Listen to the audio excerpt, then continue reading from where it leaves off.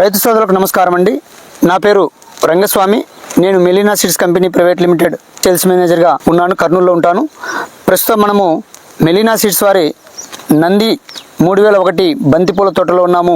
ఆ తోట ఎలా ఉంది ఏంటి అని రైతు మాటల్లో అడిగి తెలుసుకుందాం. అన్న నమస్కారం. అన్న మీ పేరు అన్న? వెంకటరామరెడ్డి. ఏ ఊరు అన్న?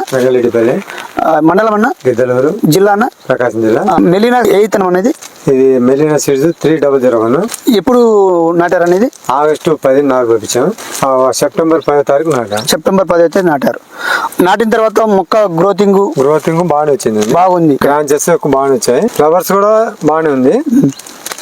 ఫస్ట్ ఒక కటింగ్ వచ్చాము. ఇప్పటికి ఎన్ని రోజులకి వచ్చింది అన్న కటింగ్? 60 రోజులకు వచ్చింది. 60 రోజులు కటింగ్ వచ్చింది. పువ్వు ఎలా ఉందన్న? గట్టిగా ఉందా? వెయిట్ బాగానే ఉంది. మార్కెట్ లో కూడా బాగానే నిలబడి 4-5 రోజులు ఉన్నా గానీ స్టాక్ చెడిపోవట్లేదు అంటున్నారు.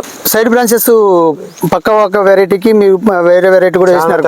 చాలా 80% డిఫరెన్స్ ఉంది. 80% డిఫరెంట్ ఉంది. ఆ పువ్వు కూడా ఎలా ఉందండి? పువ్వుకి దీనికి ఆ పువ్వుకి రెక్కలు కొద్దిగా పతలాగా ఉన్నాయి. ఓకే. ఇవి రెక్క మందం బాగా వెయిట్ ఉంది. రెక్క మందంగా ఉంది, వెయిట్ ఉంది.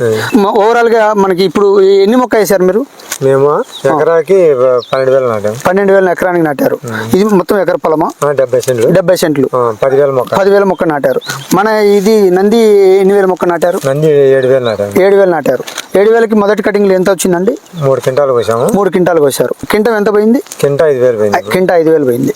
తెగులు మీకు ఏమనిపించాయండి? తెగుళ్ళు ఏం లేవండి. ఇప్పటికి ఒక్కసారి స్ప్రే చేసింది కూడా. ఒక్కసారి స్ప్రే చేశారు. పురుగు కూడా ఇప్పటికి ఏం లేదు. తెగుళ్ళకు కూడా ఏం లేదు. తెగులుకు ఏమి ఆశించలేదు. అన్నిటే తట్టుకున్నది. బ్రాంచెస్ ఎక్కువ ఉంది కాబట్టి మన మార్కెట్ లో రేట్ ఉంటే కన్నా మంచి డబ్బులు వస్తాయి.